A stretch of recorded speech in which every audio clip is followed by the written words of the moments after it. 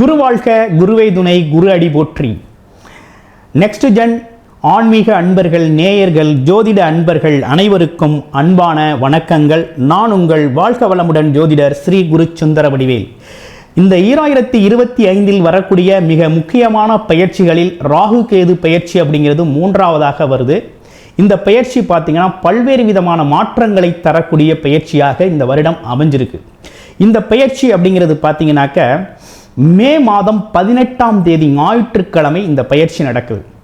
இதுவரை பார்த்தீங்கன்னா மீன ராசியில் இருந்து அருள்பளித்து வந்த ராகு பகவான் கும்பராசிக்கும், கன்னி ராசியில் இருந்து அருள்பளித்து வந்த கேது பகவான் சிம்ம ராசிக்கும் பயிற்சி ஆகக்கூடிய அமைப்பு அப்படிங்கிறது மே 18ஆம் தேதி நடக்குது.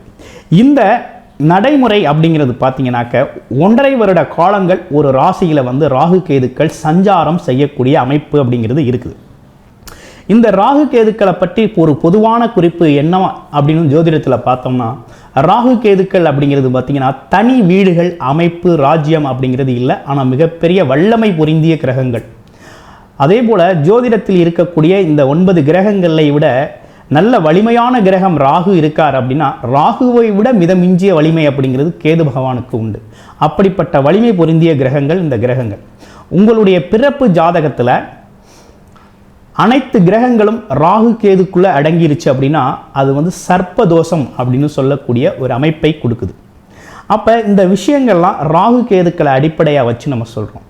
ராகு எந்த இடத்துல ஸ்தானபலம் பெற்றிருக்கார், கேது எந்த இடத்துல ஸ்தானபலம் பெற்றிருக்காருங்கிறத பொறுத்தே முன் ஜென்ம பாவ புண்ணியங்கள் என்ன கர்மாக்களை நீங்கள் அனுபவிக்க பிறந்திருக்கீங்க அப்படிங்கிறத நம்ம குறிப்பாக எடுத்துடலாம்.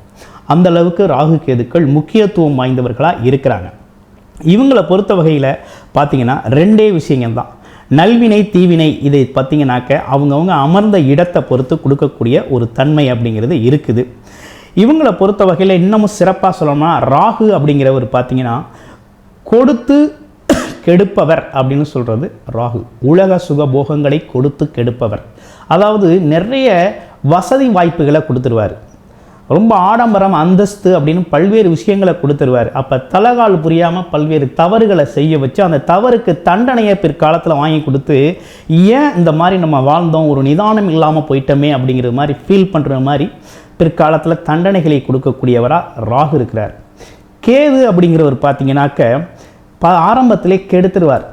உலக வாழ்க்கையை வெறுத்து போய் சன்னியாசியாக தெரிகிறது, துன்பங்கள் அதிகரித்து இந்த வாழ்க்கை எதுக்குத்தான் வாழணும் அப்படிங்கிறது மாதிரி ஒரு வெறுப்படைய செஞ்சு பிற்காலத்தில் ஒரு நல்லதொரு வாழ்க்கையோட தத்துவத்தை புரிய செய்து அதற்கு ஏற்றார் போல் பார்த்திங்கன்னா பிற்காலத்தில் ஒரு நிதானமான ஒரு நல்ல வாழ்க்கை சூழலை ஏற்படுத்தி கொடுக்குறவர் கேது பகவான்.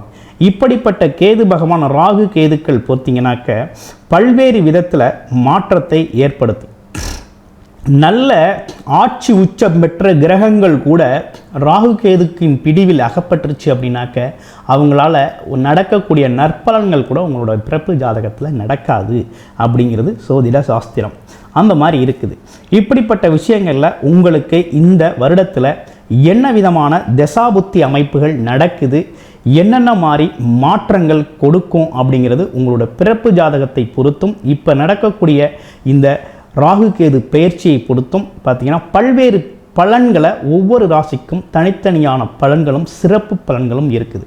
அப்போ இந்த ராகு கேது அப்படிங்கிறது இனி வரக்கூடிய 1.5 வருடம் மிகப்பெரிய ஆதிக்கம் செலுத்தக்கூடிய அமைப்பில் தனுசு ராசி காலச்சக்கரத்தின் 9வது ராசியாக இருக்கக்கூடிய தனுசு ராசி குருவின் ஆதிக்கத்தை பரிபூரணமாக பெற்ற உங்களுக்கு குருவருளும் திருவருளும் பார்த்திங்கன்னா சிறப்பாக அமையக்கூடிய வருடமாக இந்த குரு பயிற்சியும் பார்த்திங்கன்னா குரு பயிற்சியோடு சேர்ந்த இந்த ராகு கேது பயிற்சி அப்படிங்கிறது ரொம்ப அற்புதமாக அமைஞ்சிருக்கு. ராகு கேதுக்கள் பார்த்திங்கன்னா இவ்வளவு நாளாக 4, 11, 10ஆம் இடங்களில் இருந்த ராகு கேதுக்கள் இந்த வருடத்தில் பார்த்திங்கனாக்க அவங்களோட பயிற்சியால் பார்த்திங்கன்னா ராகு 3ஆம் இடத்திலும் கேது பார்த்தோம்னா 9ஆம் இடத்திலும் பயிற்சி அடைகிறாங்க. இந்த பயிற்சி உங்களுக்கு பார்த்திங்கன்னா நல்ல முன்னேற்றத்தை தரக்கூடிய பயிற்சி தான். எந்த விதத்திலையும் உங்களுக்கு பின்னடைவு அப்படிங்கிறது கிடையாது, நல்ல முன்னேற்றம் உண்டு. ஏன்னா ராகு 3ஆம் இடத்துல இருந்தால் பல்வேறு விதமான முயற்சிகள், தைரியம், தன்னம்பிக்கை அளவு கடந்து கொடுப்பார். மிகப்பெரிய லெவலில் நீங்கள் சாதிப்பீங்க. மிகப்பெரிய லெவலில் முன்னேற்றம் அடைவீங்க. எடுக்கிற முயற்சிகள்லாம் வெற்றி அடையில முயற்சிகளைத்தான் நீங்கள் எடுப்பீங்க. அது எக்ஸ்ட்ரீம் லெவல் வரை மிகப்பெரிய சாதனை அப்படிங்கிற ஒரு விஷயத்தை கொண்டு போய் நிறுத்தும்.